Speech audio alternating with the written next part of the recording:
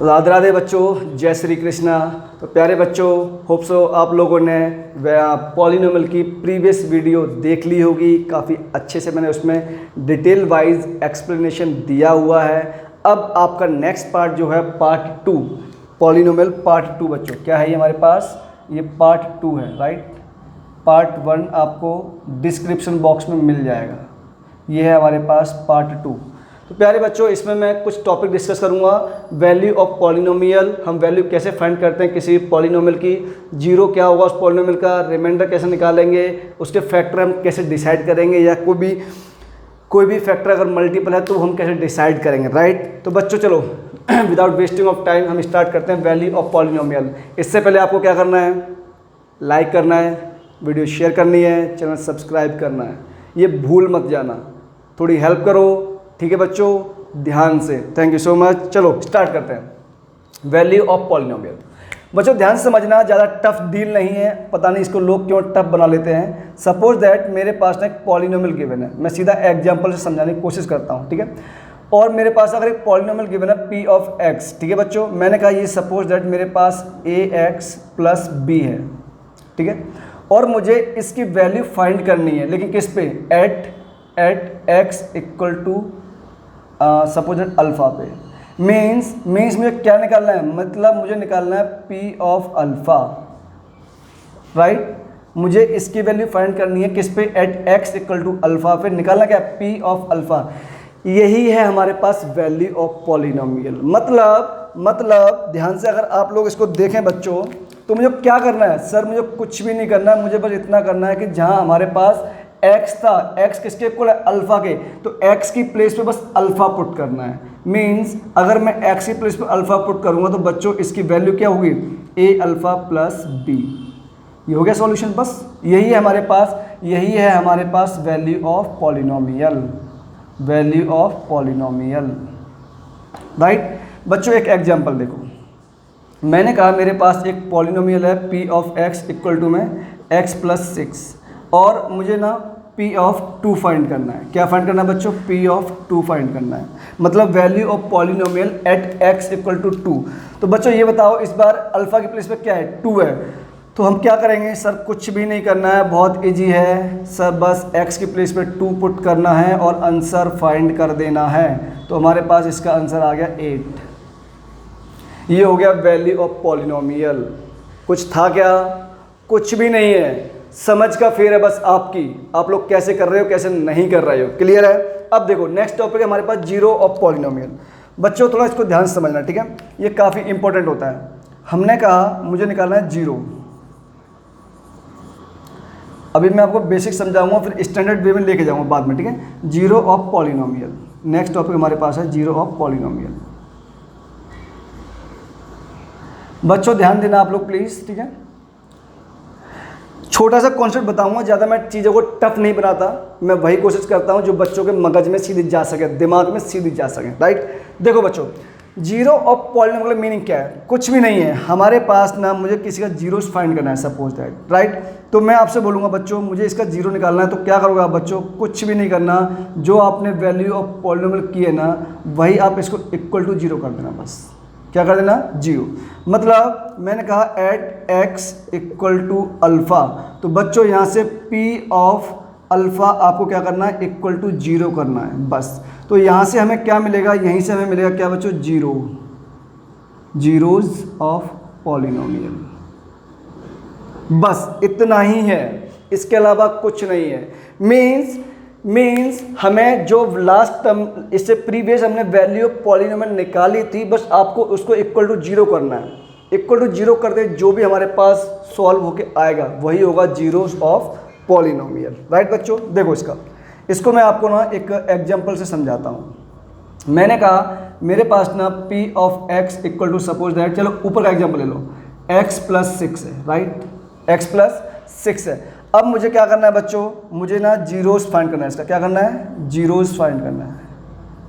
तो ये बताओ पॉलिनोमियल का जीरोस क्या हुआ? सर अभी तो आपने बताया था कुछ भी नहीं करना है, कुछ भी नहीं करना है। तो क्या करें? कुछ नहीं सर, बस आप इसको एक काम करें, जो आपने कहा था P of alpha equal to क्या होगा, 0 होगा।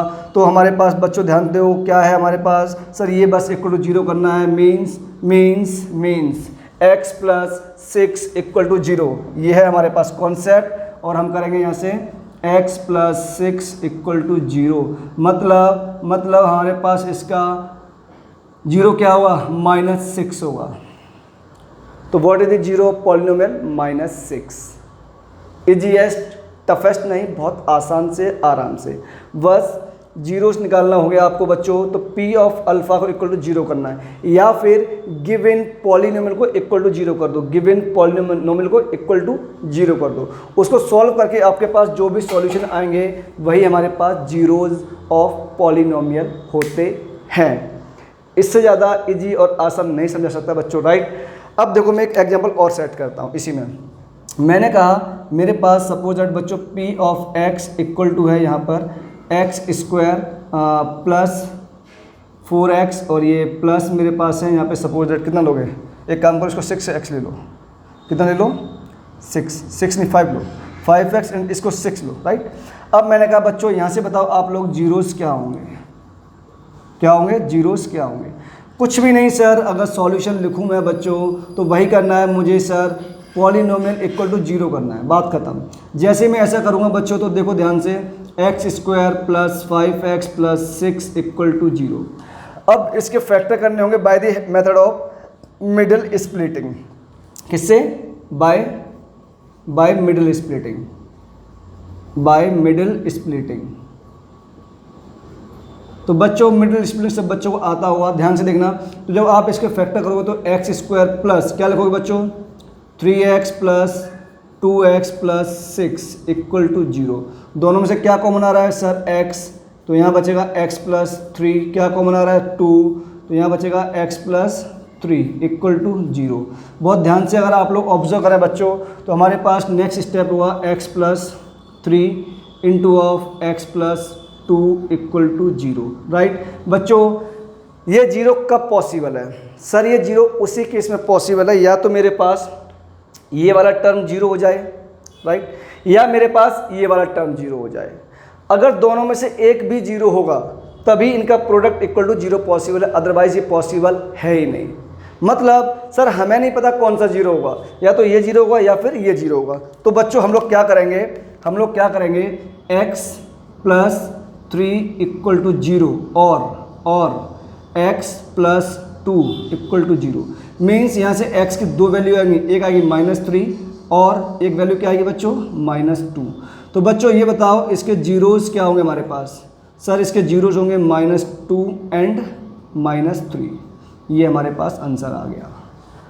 समझ में आया क्या, वैल्यू ऑफ पॉलिनोमियल निकालनी है, उसको इक्वल टू 0 कर दो, हमारे पास जीरोस फाइंड हो जाएंगे। क्लियर है। अगर समझ में आया तो वीडियो पॉज करो, फटाफट सॉल्यूशन नोट करो बच्चों, राइट, फटाफट जल्दी प्लीज़।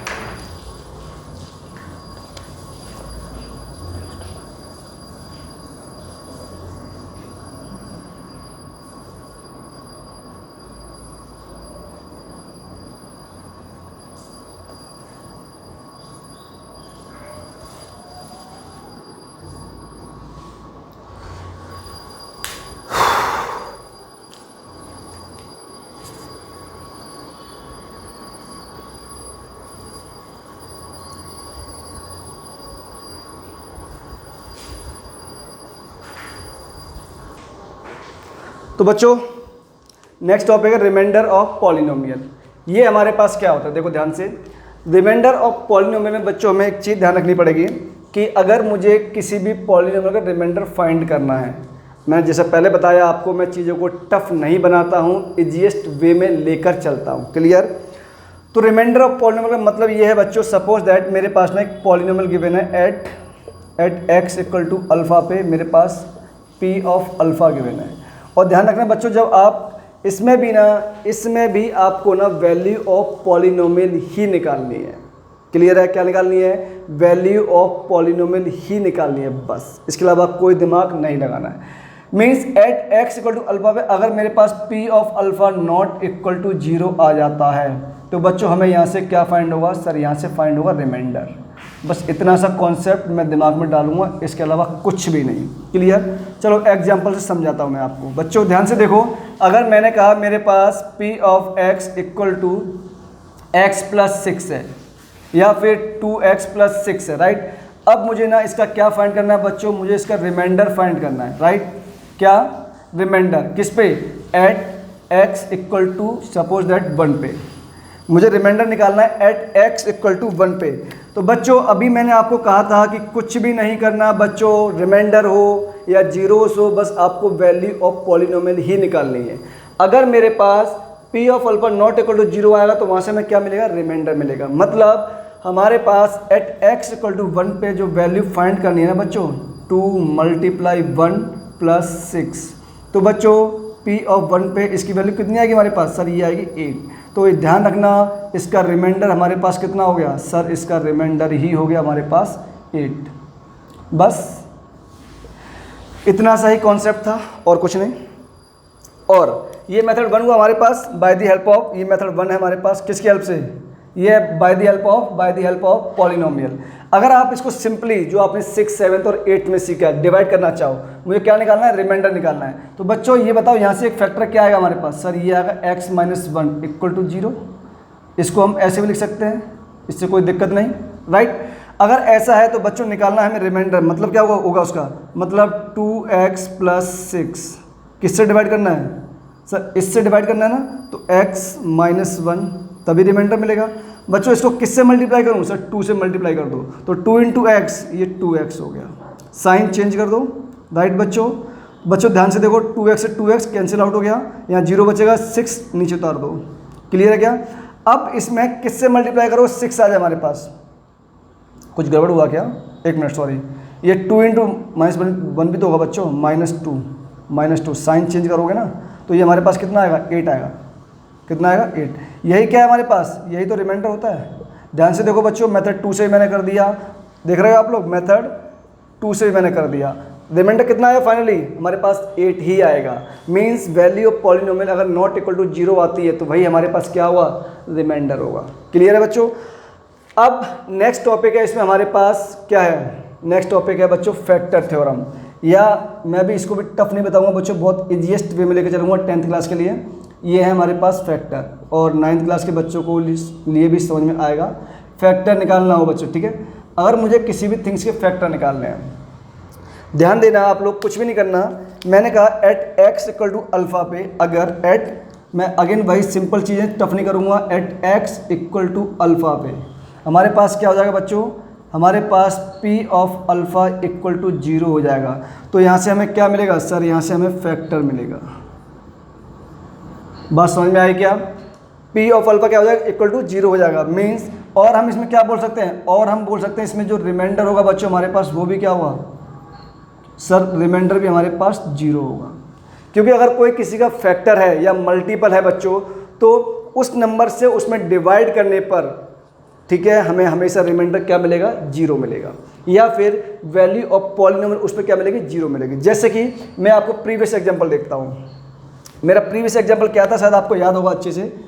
मैंने एग्जांपल लिया था बच्चों p of x equal to x square plus 5x plus 6, ठीक है।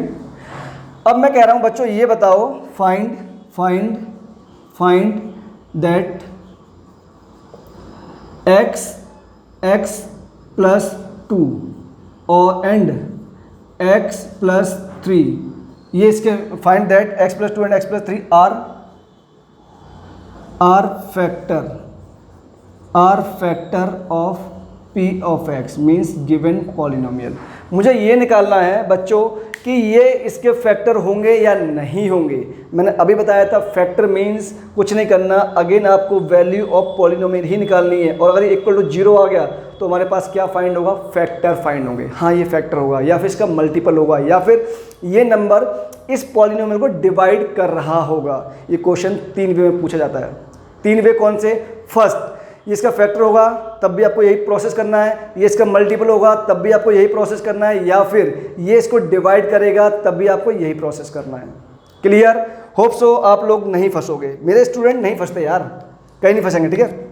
चलो बच्चों अगर ध्यान से ऑब्जर्व करें आप लोग यहाँ से बच्चों, तो x+2 पे निकालना है हम लोगों को, मुझे चेक करना है एट x+2 पे। तो ये बताओ यहाँ से हमारे पास x की वैल्यू कितनी आएगी बच्चों, -2 आएगी। इसको अगर मैं इस पॉलिनोमियल में पुट करूँ बच्चों तो -2 इक्वल टू, बताओ -2 का स्क्वायर सर 4, 4 + 6 10, 5 × -2 10, ये -10 ये +10, आंसर इज 0, मतलब ये इसका फैक्टर होगा, राइट। नेक्स्ट देखो बच्चों, नेक्स्ट देखो, अब हम चेक कर रहे हैं एट x+3, x+3 पे बच्चों है ना, सॉरी ये इक्वल टू 0 और होगा यहाँ पे ना, x+3 पे इक्वल टू 0। तो बच्चों अपने को ना यहाँ से x कितना आएगा सर -3। तो बच्चों ये बताओ p ऑफ -3 कितना होगा सर, -3 का स्क्वायर 9, 9 + 6 15, सर 5 × -3 -15 +15 -15 0, सर मतलब ये भी इसका फैक्टर होगा। अगेन मैं तीनों चीज़ों को समराइज कर देता हूँ बच्चों। वैल्यू ऑफ पॉलिनोमियल क्या होता है सर, वैल्यू ऑफ पॉलिनोमियल कुछ नहीं है, हमारे पास जो भी पॉलिनोमियल गिवन होगा उसमें x की प्लेस में कुछ वैल्यू डालनी है, बस वहाँ से हमें जो भी वैल्यू फाइंड होगी वो वैल्यू ऑफ द पॉलिनोमियल होती है, राइट। सेकंड मैंने आपको बताया, उसके बाद आई थिंक सेकंड बताया मैंने आपको zero of polynomial. Zero of polynomial कुछ नहीं करना, बस आपको बच्चों जो भी आपको गिवन पॉलिनोमियल होगा उसको इक्वल टू 0 करके बस सॉल्व करना है। क्लियर। थर्ड आपका था रिमाइंडर थ्योरम या फिर रिमाइंडर ऑफ पॉलिनोमियल, इसमें भी कुछ नहीं है बच्चों। अल्टीमेट चारों कॉन्सेप्ट को मैंने एक साथ इसलिए लिया है क्योंकि इसमें सब के सब में हम लोग वैल्यू ऑफ पॉलिनोमियल ही निकाल रहे हैं। तो रिमाइंडर में मैंने क्या किया बच्चों, मैंने वैल्यू ऑफ पॉलिनोमियल इसमें पुट की जो भी होगी और वो निकाली। मैंने किस पे चेक करना है, वो निकाला। अगर वो नॉट इक्वल टू 0 आता है मतलब वो उसका रिमाइंडर होगा। देखो बच्चों यहाँ 8 आया था, ये नॉट इक्वल टू 0 होता है तो रिमाइंडर इसका 8 हो गया। ये मैंने मेथड 1 एंड मेथड 2 दोनों से आपको करके दिखा दिया। क्लियर। उसके बाद फैक्टर के निकालने में 3 वे बताइए कैसे कैसे क्वेश्चन आस्किंग करेगा। फैक्टर है या नहीं है, इसका मल्टीपल है या नहीं है, इसको डिवाइड करता है या नहीं है, या इसका डिविजिबल है या नहीं है। तो सब केस में आपको क्या करना है बच्चों, उसके अंदर वैल्यू पुट करनी है। अगर वो इक्वल टू 0 आ गया तो ये इसका क्या होगा, फैक्टर होगा। अगर नॉट इक्वल टू 0 आया तो इसका रिमाइंडर होगा। होप सो चारों कॉन्सेप्ट आपको समझ में आए होंगे। अगर समझ में आए हैं तो वीडियो ध्यान से लाइक कर दो, शेयर कर दो, सब्सक्राइब कर दो चैनल को बच्चों। Thank you so much for that beautiful class. Radhe Radhe, जय श्री कृष्ण बच्चों। आपका दिन बहुत बहुत शुभ हो।